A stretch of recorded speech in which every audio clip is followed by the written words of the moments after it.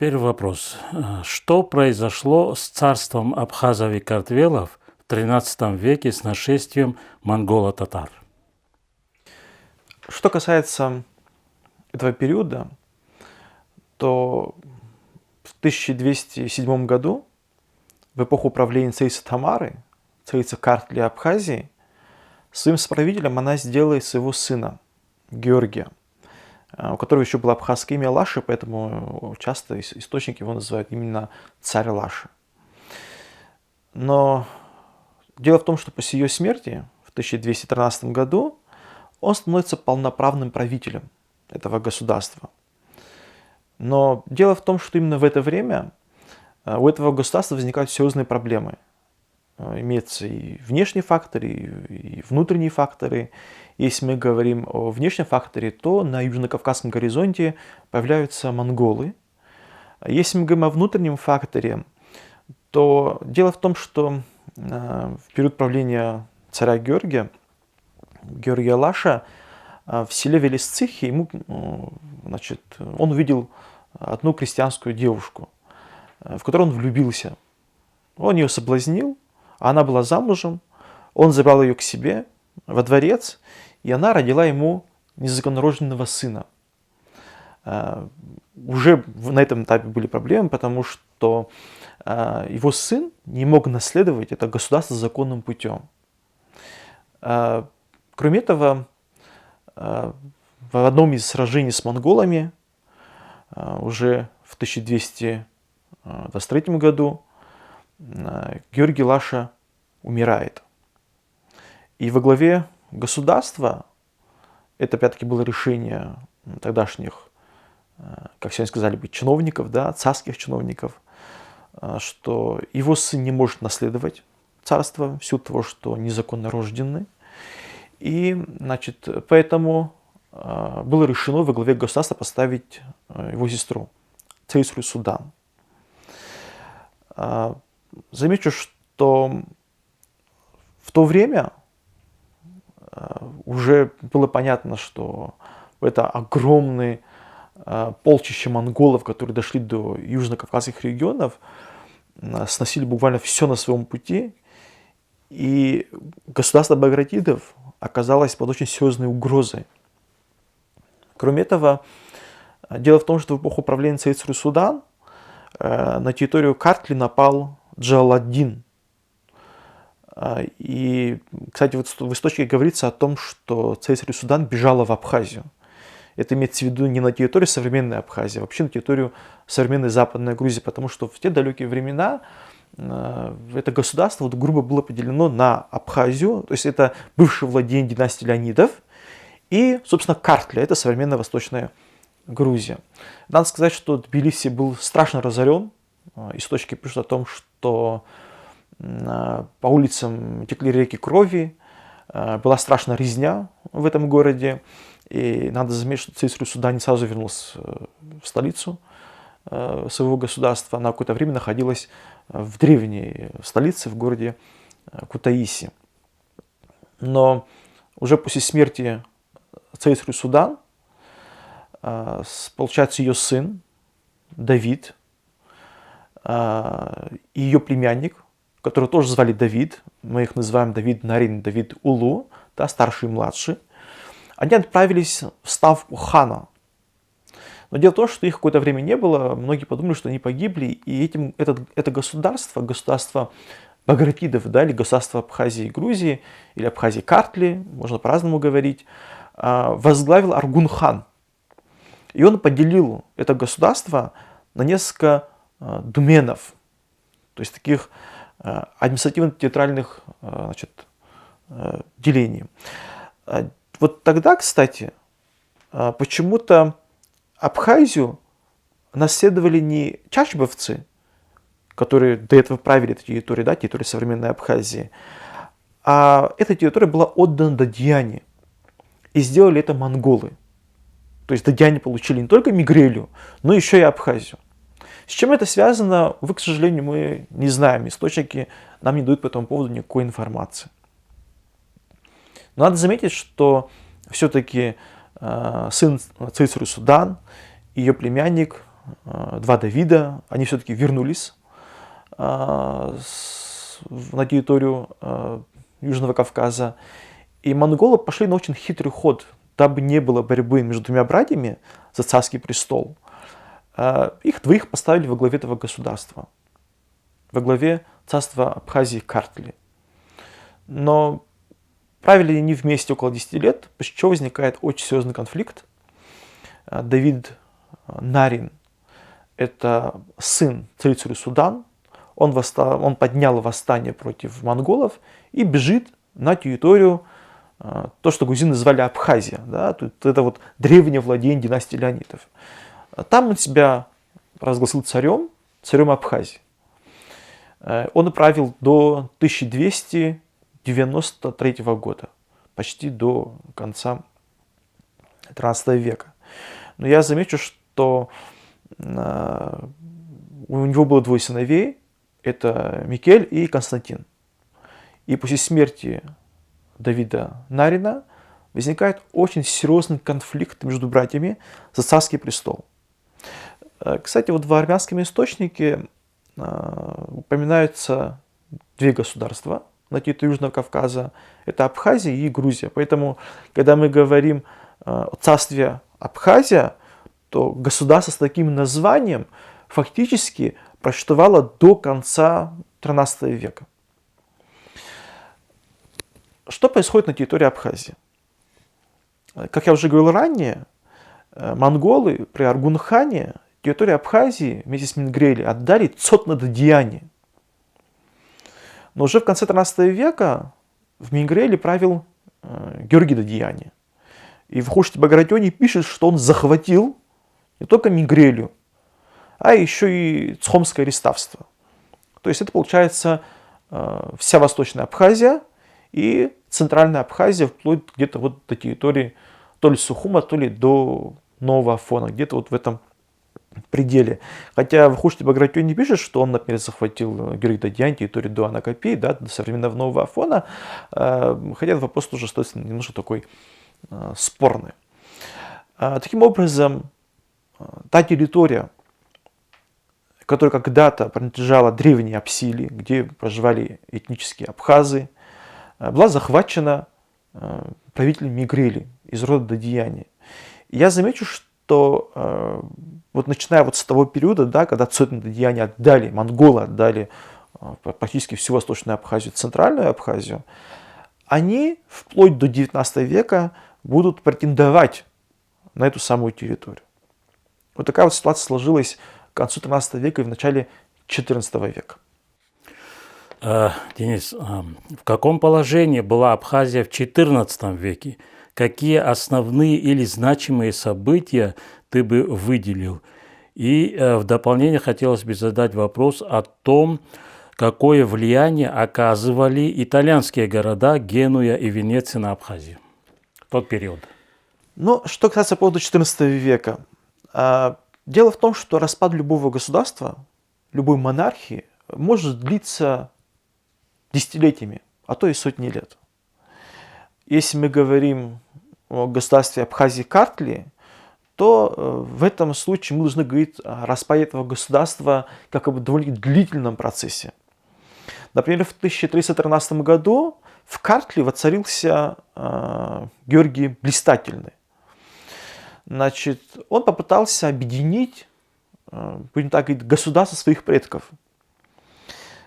И действительно ему это удалось сделать на какое-то время, правда ненадолго, но все же Абхазия, представители династии Чачба, Шарвашидзе, они действительно, пусть даже в какой-то степени номинально, но подчинились правителю Георгию Блистательному. Но назвать это государство централизованным довольно-таки сложно, потому что все-таки феодалы, да, которые правили в разных регионах этого государства, все-таки были больше полнезависимыми, но здесь прослеживается одна тенденция, которая характерна вообще в истории нашей страны. Двойное подчинение.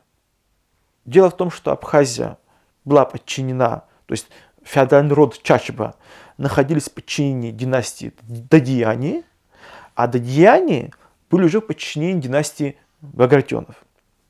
И вот такая тенденция сохранялась довольно-таки большое время в эпоху XIV века. Но, как я уже говорил, это государство не было как таково централизованным.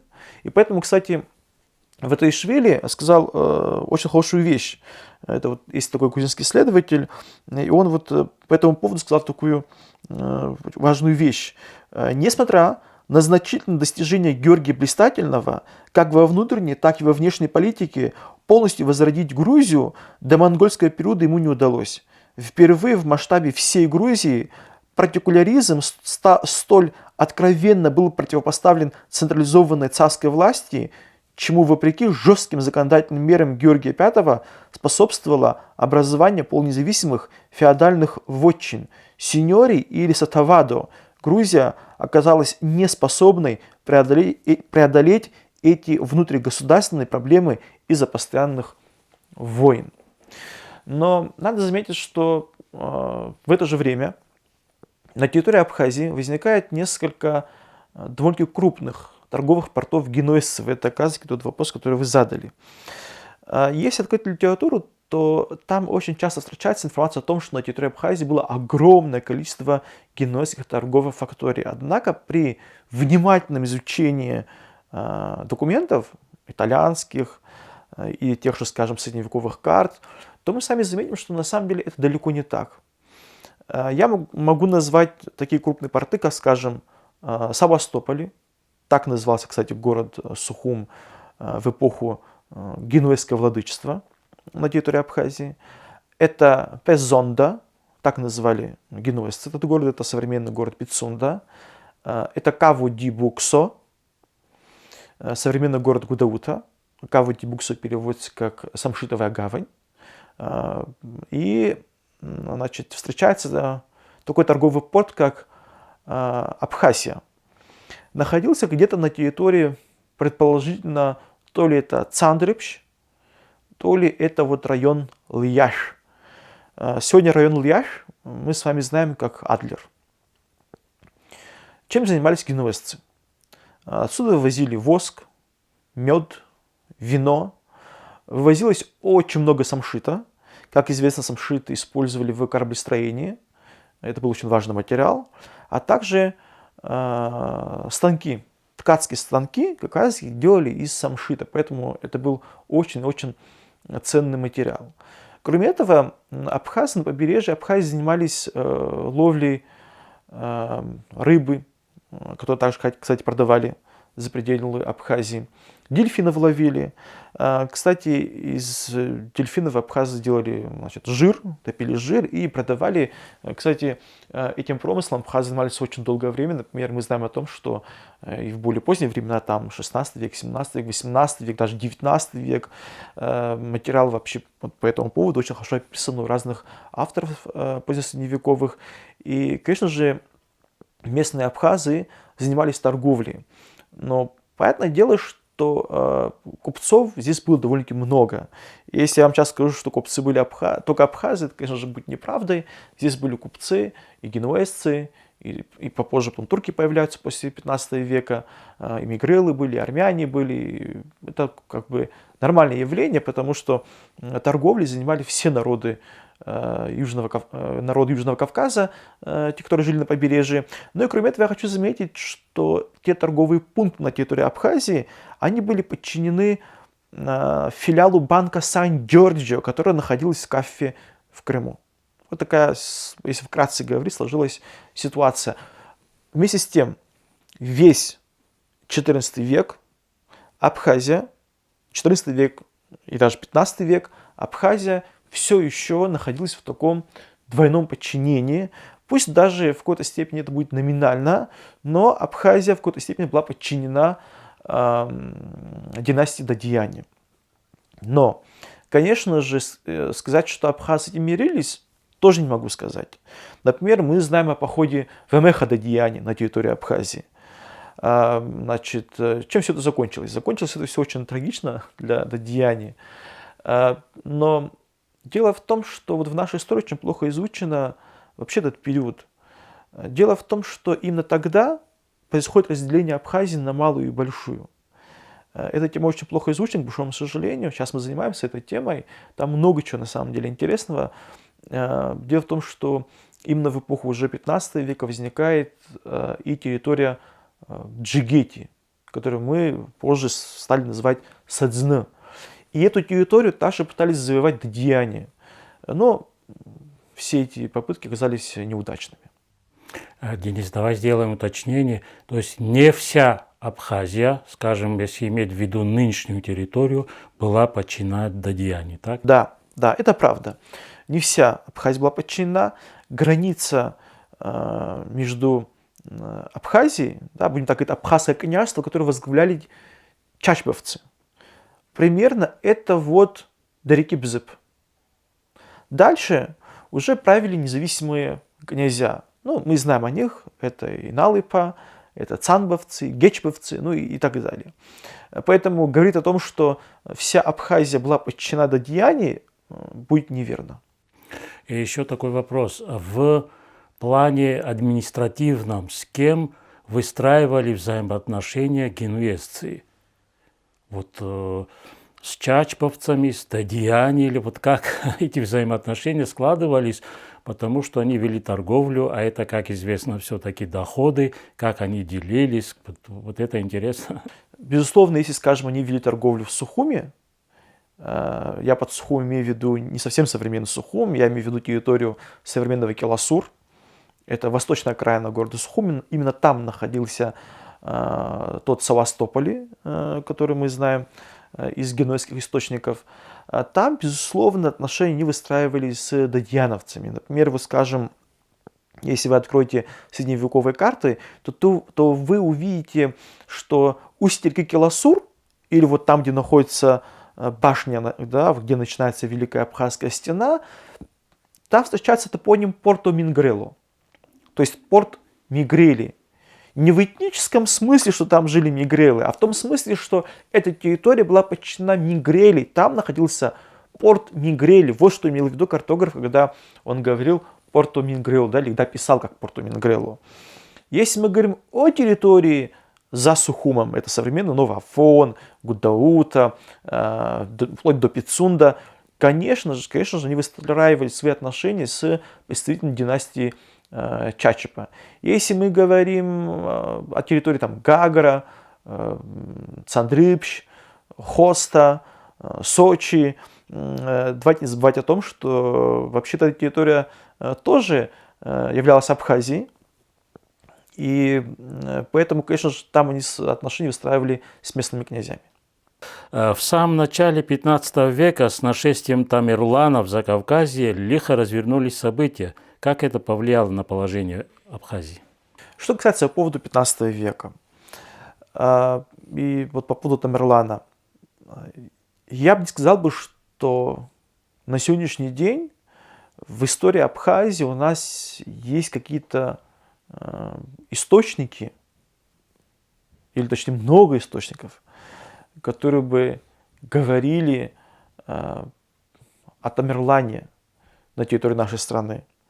Единственное, я хотел бы здесь вот процитировать, есть работа одного персидского летописца 15 века Ад-Ядин Язды, где он пишет, значит, Гурген, узнав о походе войска ислама, бежал из Сванета, скитался и направился в сторону Абхаза. Войско Сахибкарина, подойдя к крепости Сванет, с одного приступа взяли его. Гурген, переправившись через реку Ингур, бежал. Под Гургеном здесь надо понимать царя Картли Георгия VII. Значит, получается, что здесь под Абхазией имеется в виду территория, собственно, самой Абхазии. То есть в период нашествия Тамерлана на Картлю Георгий VII бежал. Он бежал сперва в Сванетию, горный регион. По источнику видно, что значит, Тамерлан дошел до этих мест, и потом грузинский царь был вынужден бежать в Абхазию. Но здесь, кстати, вот очень важный момент. Говорится, что он через реку Ингур бежал в Абхазию. И даже в те старые времена знали, где на самом деле начинается настоящая Абхазия. И еще Есть один источник, был такой Тукас, это византийский летописец, и он в своей работе написал вот очень такую... Вообще сама работа Дукаса очень интересная. И он написал по поводу Абхазии вот такой вот интересный момент. С приходом весны Темирхан, так он называет Тамерлана, перешел из Ирана в регионы Дона и собрал таора скифов, цихов и абазгов. Он разрушил крепости Боспора, это вот получается Керченский пролив, а затем перешел в регионы Армении. Пересекая Каппадокию с большой армией, он призвал многих армян в войско, пока не достиг регион Галатии. К тому времени у него была армия такого же размера, как у древнего Ксеркса. Здесь возникает вопрос. Раз Тамерлан через территорию современного Ирана, через территорию современного Азербайджана прошел через весь Северный Кавказ, в свои войска он набрал цихов, это черкесы, набрал абазгов, да, это предки современных абхазов, то по какой территории он вернулся? То есть он пошел на Армению, и через Армению уже пошел в сторону современной Турции. Ну, можно предположить, что он вернулся по той же дороге, по которому он пошел на Северный Кавказ, но был и короткий путь на Армению, это через Абхазию. Так что не исключено, что Тамерлан действительно побывал на территории современной Абхазии. Увы, к сожалению, на сегодняшний день больше ничего мы не знаем, я имею в виду именно вот связано с Тамерланом. Но, может быть, какие-то источники, если поискать в архивах Ирана, в других архивах Ближнего Востока, может быть, что-то и найдется. Ну, продолжим тогда. Как складывались взаимоотношения западно-грузинских политических образований с Абхазией в XVI веке? Какие основные события того периода ты бы выделил? Ну, здесь начинается борьба. Борьба внутренняя среди картвельских правителей. Чем, конечно же, непременно стали пользоваться абхазские правители Чачепа. Но дело в том, что уже и в том же XVI веке здесь на горизонте появляется и Османская империя. Вообще, что касается южнокавказских дел, политических событий Османской империи, тоже, к большому сожалению, очень плохо изучен в нашей историографии, вообще в историографии Южного Кавказа. Это связано с определенными объективными причинами. Что можно сказать? Продолжилась борьба между представителями династии Чачепа и Дадияни. Как я уже говорил, все-таки чачеповцы старались сбросить с себя, пусть даже в какой-то степени, это было номинально, но все же влияние династии Дадияни. Но это все-таки было нелегко. Почему же? Дело в том, что очень часто бывало, что объединялись картвельские князья и шли войной на Абхазию. Например, скажем, как объединение Дадияни с гурийцами, да, и они попытались утвердиться окончательно не только на территории Абхазии, но и на территории Джигети, да, которую мы позже стали называть Садзна. И поэтому надо понимать, что, конечно же, у династии Чачепа не всегда хватало силы, потому что когда тебе противостоят очень много князей, большое количество военных, будем так говорить, потом надо понимать, что сама Абхазия была тоже ослаблена, и в чем это выражалось, да, вот ослабленность. Во-первых, это внутренняя борьба. К большому сожалению, очень часто между абхазскими князьями происходили военные стычки. К большому сожалению, происходили такие моменты, когда джигиты объединялись с убыхами или с некоторыми другими черкесскими этнографическими группами, и они нападали на Абхазию. Это с западной стороны. С востока Абхазия постоянно подвергалась нападению со стороны Мигрели. Но и с северной стороны тоже постоянно были определенные угрозы, и поэтому Можно сказать, что XIV век, XV век, XVI век вообще Кавказ окончательно погрузился в самый настоящий хаос междоусобиц, междоусобных войн. И плюс к этому, к большому сожалению, я должен заметить, что страшное разорение разных княжеств еще и сопровождалось пленопродажеством. Скажем, когда абхазы нападали на Мигрелию, они брали в плен очень много пленных и продавали их в ту же Османскую империю. Но дело в том, что это происходило и в отношении самих абхазов. Когда Мигрелия нападала на Абхазию, или когда, скажем, Садзны, да, когда нападала на Абхазию, происходило ровно такая же история. Да и еще и проблема в чем была? Дело в том, что в эпоху Османской империи османы тоже вели политику кнута и пряника. Они тоже занимались разделением абхазских князей, подкупали одних, других уговаривали, давали деньги. И, к большому сожалению, я должен заметить, что на Западном Кавказе не оказалось правителя, в какой-то степени, наверное, который был бы ориентирован, национально ориентированным, я так сказал бы. Хотя, понятное дело, что понятие национального государства появилось в очень позднее время, 17 век, 18 век, в некоторых регионах еще позже. Но все же выстроить какую-то, как сегодня сказали бы, вертикаль власти фактически не удавалось вплоть до воцарения Келишбе на абхазском престоле, будем так говорить. Денис, что происходило в 17 веке? Расскажи о так называемой 30-летней войне при мигрельском правителе Ливане II Дадьяне. Что касается по поводу 30-летней войны, я не совсем, наверное, соглашусь с такой формулировкой. Объясню почему. Говорить о том, что была непрерывная 30-летняя война, вряд ли приходится. Скорее всего, это была такая перманентная противостояние между Абхазией и Мигрелией. Напомню, что в 17 веке во главе Мигрелии встал Ливан Дадьяне, но дело в том, что при нем абхазам, еще даже до него можно сказать, абхазам удалось сдвинуть границы Абхазского княжества до реки Кодыра, или иначе называемой сегодня Кодором. Когда он начал править в Мигрелии, я имею в виду Ливан Дадьяне, он сперва пытался наладить мирные отношения со своими соседями, потому что любой правитель, когда он становится во главе государства, он должен укрепиться на этом престоле, и поэтому, дабы укрепить свою власть в Мигрелии, он старался, насколько это возможно, жить в мире с соседями, в том числе и с абхазами.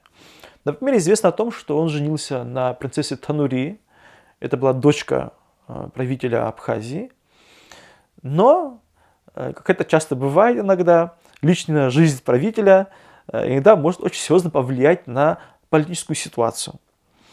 Дело в том, что у Ливана Дадьяне был дядя, и он был женат, его дядя женат на Дариджан, на стан Дариджан. Дело в том, что он влюбился в жену своего дяди. Что он в итоге сделал? Он затащил в тюрьму своего дядю, забрал у него его жену. А что же было с абхазской женой? Дело в том, что он, там есть немножко противоречивая информация. По одним данным, он отрезал ей уши и нос и отправил ее к отцу, к абхазскому князю. По другим данным, он ее убил и умертвил детей. Есть немножко разная информация, но что бы там ни было, он развелся с женой, бросил ее и женился на супруге своего дяди. Конечно же, это было оскорблением для абхазского правителя, и начинается противостояние между Абхазией и правителем Ливана Дадьяне. Мы из источников знаем о том, что вплоть до конца жизни Леванда Диани шло это противостояние между абхазами и мигрелами.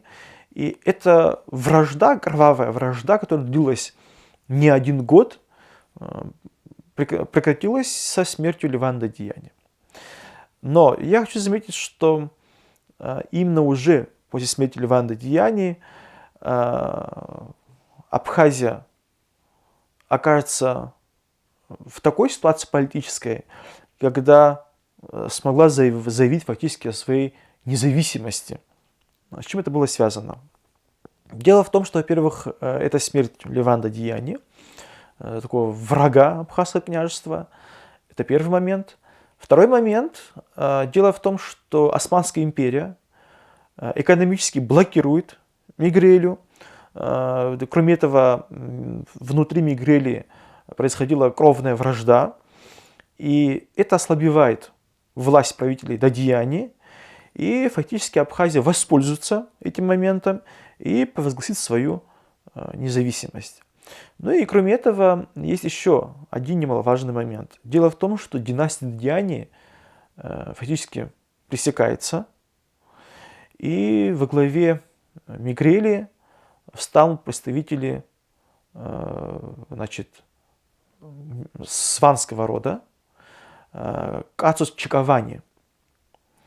И вот эти вот междуусобные противостояния внутри Мигрельского княжества, блокировка Османской империи, берега Мигрелии, все это приводит к тому, что Мигрелия ослабевает, и это государство тихо-тихо приходит в упадок, чем воспользовалась абхазская династия Чачпа.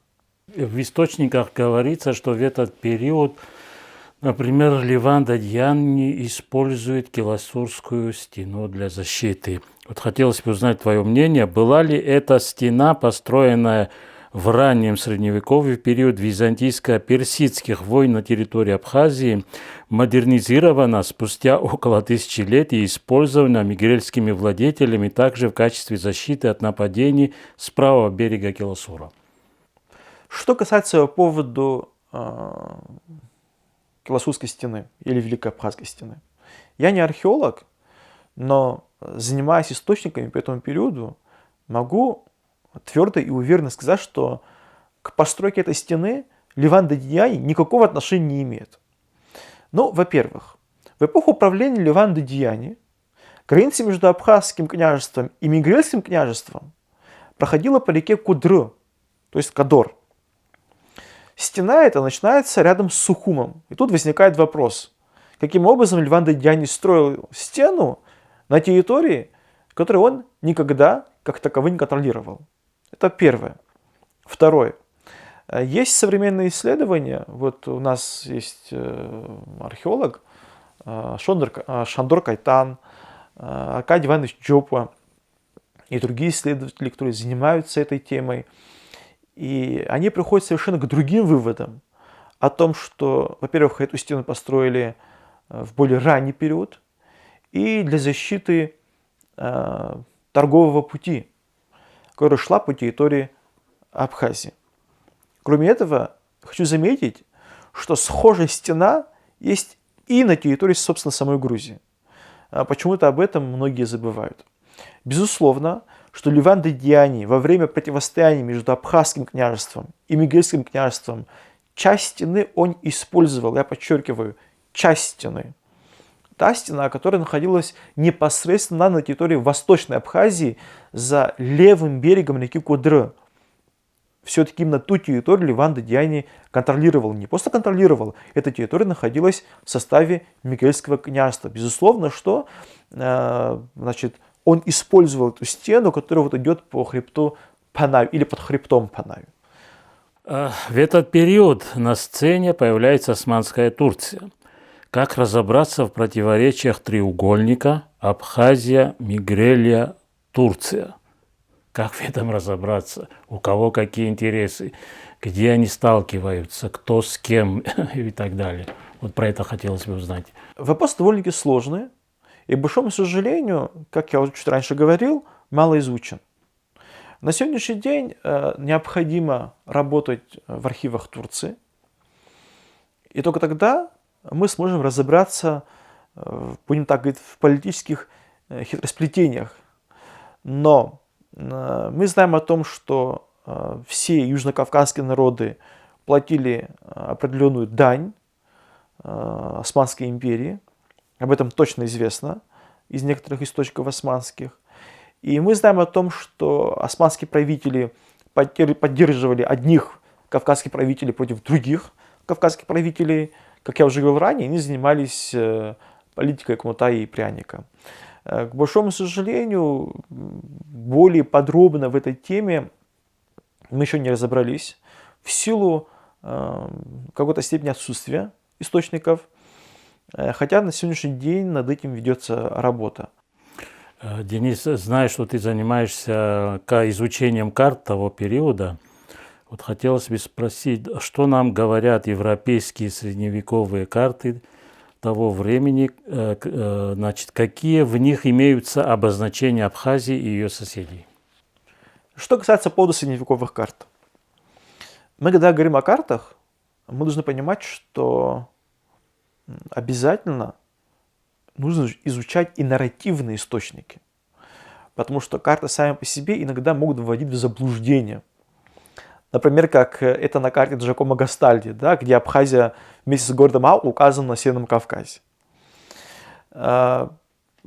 Или, скажем, очень интересная карта Делил, где, например, у него указана Абхазия как независимая Абаза. Хочу заметить, что на средневековых картах, это начиная где-то с 16 века, мы встречаем две Абхазии. Это Малая Абхазия и Большая Абхазия. Под Большой Абхазией подразумевалась территория современной Абхазии. Под Малой Абхазией подразумевалась современная Абазашта. И это вот где на сегодняшний день живут наши братья, часть нашего народа, это абазы или абазины. Но иногда под Малой Абхазией могла подразумеваться и территория Джигети. И здесь очень такой важный тоже момент. Территория Малой Абхазии какова? Я понимаю, что возникает очень много дискуссий, очень много полемики на эту тему. Но дело в том, что под Малой Абхазией иногда подразумевалась территория от реки Бзып вплоть до реки Пшада. Это немного чуть дальше за рекой Шахе. Политическая история вот этой Малой Абхазии тоже довольно интересная.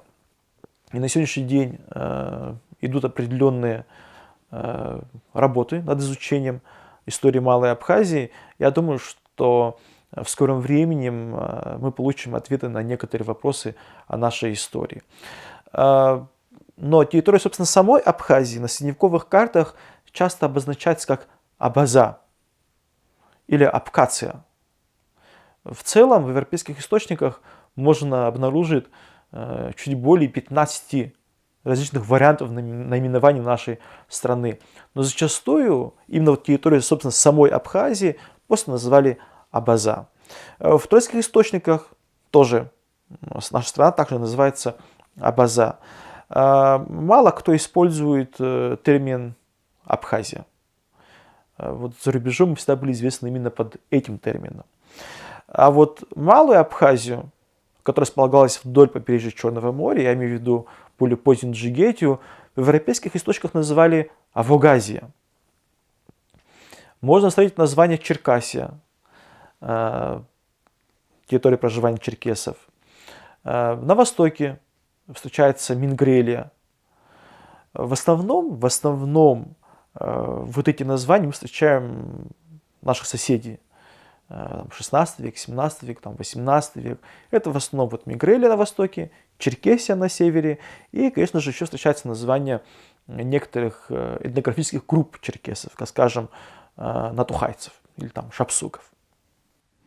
Денис, еще такой вопрос. В некоторых картах, скажем, часть Абхазии там обозначена как Мигрелия. Это связано с тем, что в тот период эта часть была подчинена Дадьяне. Так это можно интерпретировать? Да, конечно. Я уже говорил ранее о том, что в эпоху правления Аргун-хана он отдал Цотн-Дадьяне Абхазию.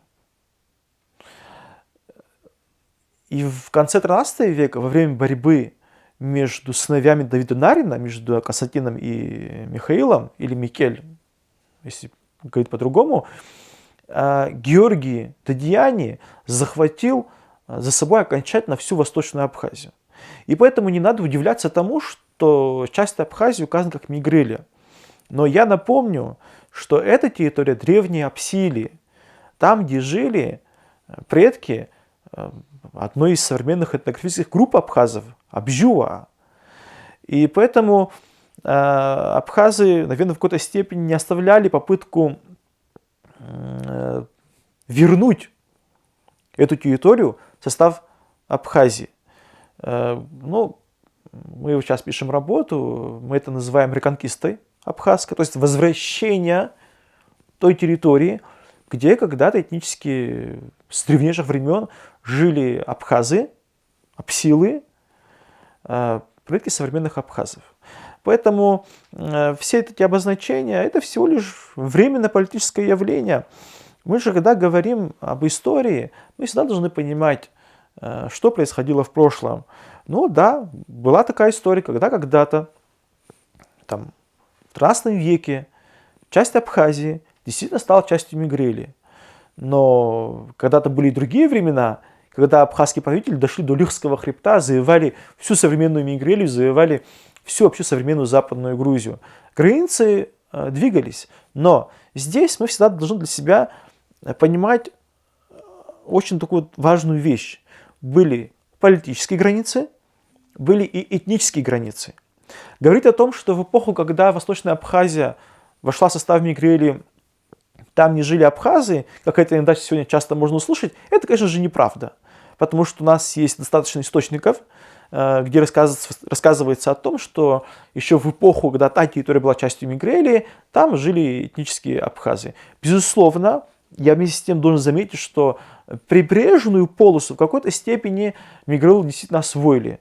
Но все-таки 14 век, 15 век, 16 век, 17 век, ну, это все-таки длительный период.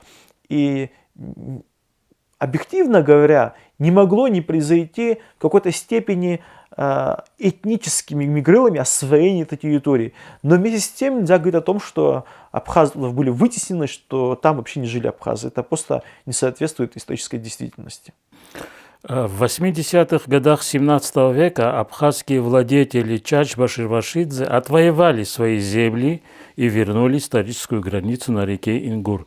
Как это стало возможным? Это стало возможно по двум причинам. Первое – это попытка, скажем так, Османской империи окончательного завоевания Мигрелии. Правда, эта попытка была не очень удачной, и поэтому Османская империя полностью заблокирует побережье Мигрелии, что приведет и к экономическому ослаблению этого государства. Ну и второе – это междоусобные войны на территории, собственно, самой Мигрелии. Чем воспользовались абхазы? Они сперва сдвинули границы от реки Кудры до Алцга, а потом от реки Алцга они границу сдвинули до реки Ингур. Таким образом, та территория, да, где жили этнические абхазы, которые у нас отняли мигрелы в свое время, будем так говорить, даже не то, что мигрелы отняли, это было сделано монголами в 13 веке. И в итоге произошла та самая абхазская реконкиста, о которой я говорил, возвращение территории, где жили этнические абхазы. Расскажи о том, как представители родственных северокавказских народов помогали Абхазии обрести независимость от Мигрелии и установить контроль над всеми землями исторической Абхазии. К большому сожалению, у нас очень мало информации об участии, скажем, северокавказских народов в противостоянии с Мигрельским княжеством, но все-таки, конечно же, такие источники есть. Вот я уже говорил о том, что дадьяны установили контроль, да, над, собственно, самой Абхазией до реки Бзып. А вот что касается по поводу Джигети или Садзны, как раз таки почему эта территория осталась не под контролем, да, даже не то, что не под контролем, а дадьяновцы не смогли завоевать эту территорию, как раз таки благодаря черкесам. черкесы помогали жившим на территории Джигети абхазам противостоять мигрелам и не разрешали дадьяновцам фактически завоевать эту территорию. Я даже больше скажу, черкесы помогали абхазам, садзам не только в противостоянии с мигрелами, но и в противостоянии с Османской империей. Например, если вы откроете средневековые карты, то вы увидите, что османы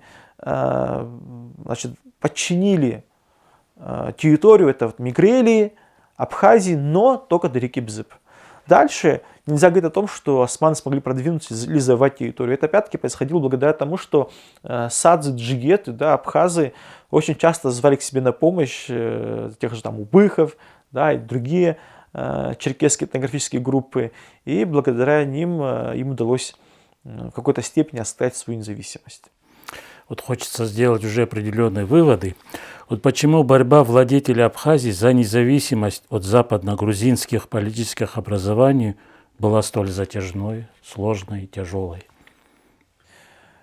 Потому что здесь сыграло очень много факторов. Мы когда говорим об истории, как и сегодня, так и тогда, геополитика. Во-первых, если абхазские князья пытались освободиться из подчинения Дадьяне, то на помощь Дадьяне приходили меретинцы, картлицы, гурицы. Противостоять такой большой мощи не получалось. Это первое. Второе. Османская империя, которая тоже вела определенную свою игру, там, начиная с 16 века, в 17 веке, 18 веке. Все-таки, как я уже говорил, они поддерживали то одних князей, то других князей. Ну вот, как пример. Например, когда, скажем, во главе Абхазии был Келишбей, дабы ослабить его власть, османы поддерживали абхазских князей из рода Дзябшипа. Поэтому вот такая вот политика, внутренняя нестабильная политика, внешние, будем так говорить, игроки политические не давали освободиться Абхазии окончательно, скажем, вот, от влияния Дадьяни и провозгласить полную независимость. Это фактически случилось уже вот в начале 19 века, когда Абхазия окончательно освободилась от той же Османской империи, уже в эпоху правления Келишбея. А вот окончательное освобождение, собственно, самой Абхазии, пускай даже в какой-то степени это было номинально, но в подчинении, да, вот Дадьяне, это произошло именно уже в 17 веке. То есть в 17 веке окончательно Абхазия освободилась от влияния династии Дадьяне, а в начале 19 века Абхазия освободилась от Османской империи.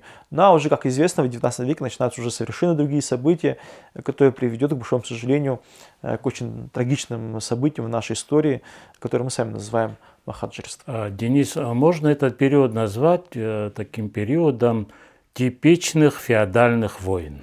Да, междуусобные феодальные войны.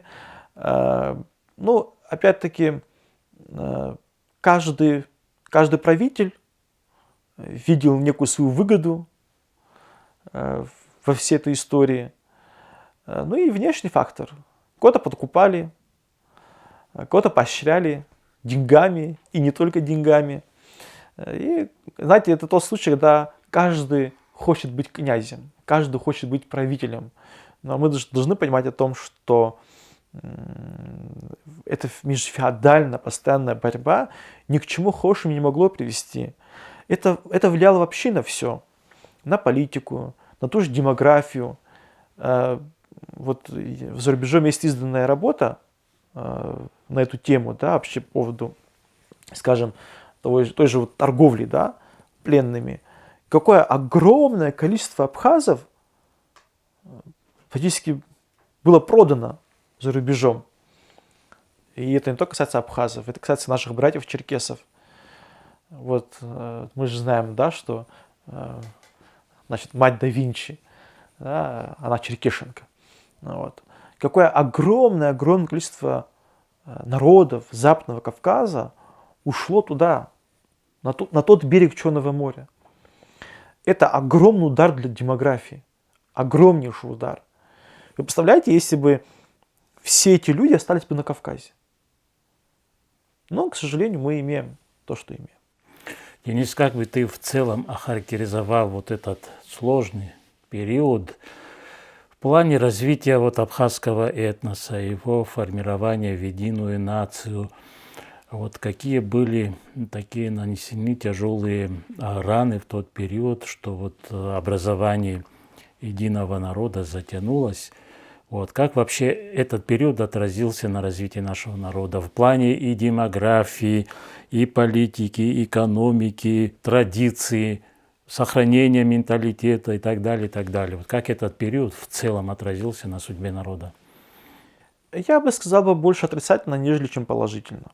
К большому сожалению, в эпоху правления на территории Абхазии Османской империи, все-таки Абхазия была не только в подчинении, скажем, там, Мигрели, да, еще была в подчинении Османской империи, вот такое двойное, а то иногда зачастую тройное подчинение, привело к тому, что абхазский народ жил, такими, знаете, вот, общинами жил. Жил общинами, и в каждой общине правил свой дворянин, свой князь. Это в какой-то степени привело к разложению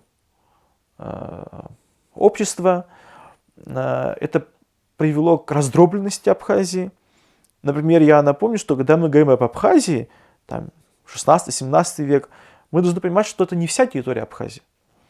Это всего лишь могло быть территория от Кадора там, до реки Бзып. Или, скажем, от реки Алзга до реки Бзып. За Бзыпом правили другие князья. Политика Османской империи привела к тому, что, например, Горная Абхазия вообще не подчиналась династии Чачепа. Там правила династия Амарщан. Или даже чуть более позднее время мы знаем о том, что на территории Абхазии, современной Абхазии, образовалось княжество Мырзахан, где правила боковая ветвь этой династии. Хотя Османская империя и занималась политикой «разделяй и властвуй», но что касается по поводу традиции, народной культуры абхазов, сказать, что они вмешивались в это дело, я бы, наверное, так не сказал бы. Посмотрите даже на распространение ислама на территории Абхазии. Сказать, что это всегда происходило под давлением, нет. Или посмотрите, например, скажем, вот на горное общество абхазские. Далцабал, Псхуаибга, территория Садзна. Все-таки люди там вплоть до 19 века сохраняли свою культуру, свою традицию, свое верование. Безусловно, если мы говорим о религии, на территории Абхазии были мечети. Почему-то очень часто существует такое заблуждение, что будто бы на территории Абхазии никогда не было мечети. Это неправда, кстати. И в Сухуми была мечеть, в селе Губ стояла мечеть, в селе Уатап имелся мечеть, в Западной Абхазии были мечети, если мы говорим о религии. Но несмотря на это, все-таки Османская империя здесь вела, как мне думается, может, я в чем-то ошибаюсь, но немножко более гибкую политику вот в плане религии, потому что все-таки абхазы очень долгое время сохраняли свое традиционное верование. Святилища древние, они сохранились. Не только у абхазов, у тех же черкесов, вот если вы будете смотреть материал даже 19 века, у тех же упыхов, у тех же шипсугов и так далее. Это что касается в плане религии. Что касается в плане демографии, как я вам уже говорил, демографии Абхазии был нанесен огромный урон. Огромный урон, потому что еще с эпохи генуэзцев на территории Абхазии происходила продажа людей.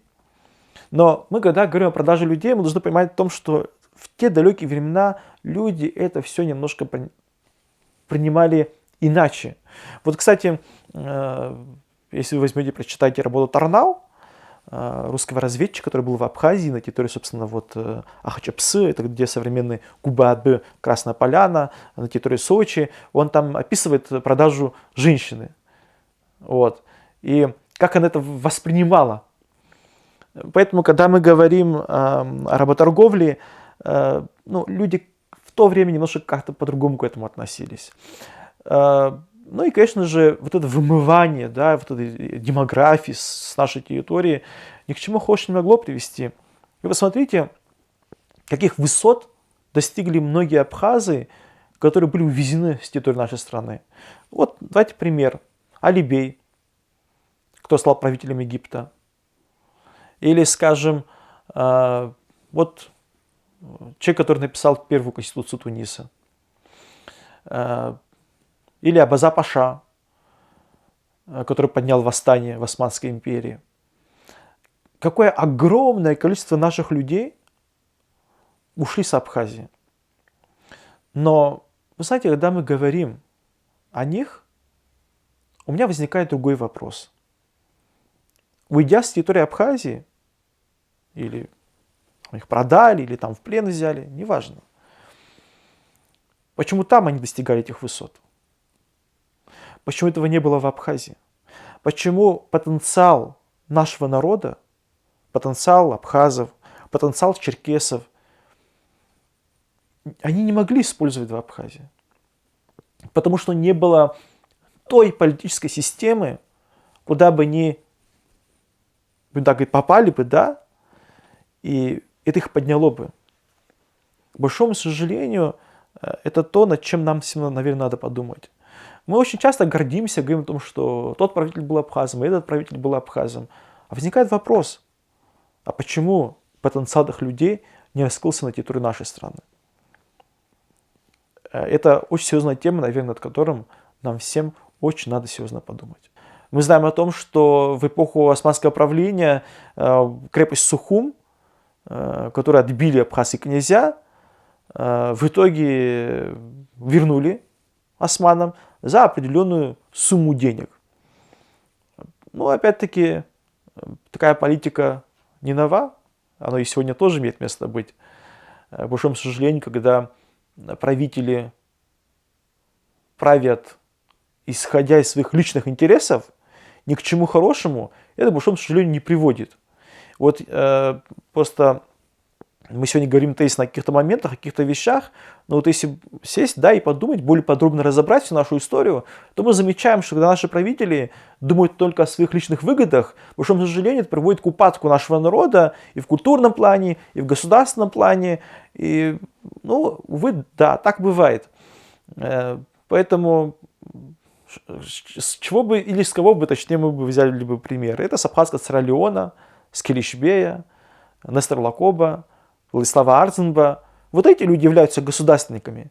А все остальные это просто так. Знаете, они пришли и ушли. О них история особо даже не вспомнит, к большому сожалению. Потому что их политика была направлена больше, наверное, на некие свои личные интересы, нежели чем на интересы нашего народа. Надо, знаете, как мы когда говорим о нашем прошлом, о нашей истории, надо уже научиться говорить правду, как оно на самом деле было.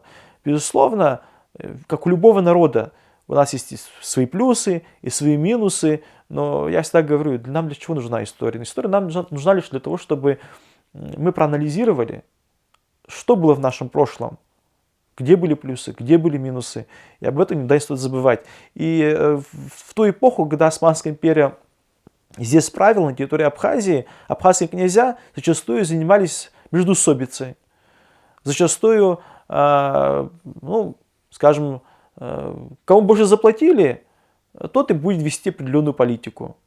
И, к большому сожалению, к чему хорошему это, конечно же, не могло привести. Спасибо, Денис. У меня больше нет вопросов.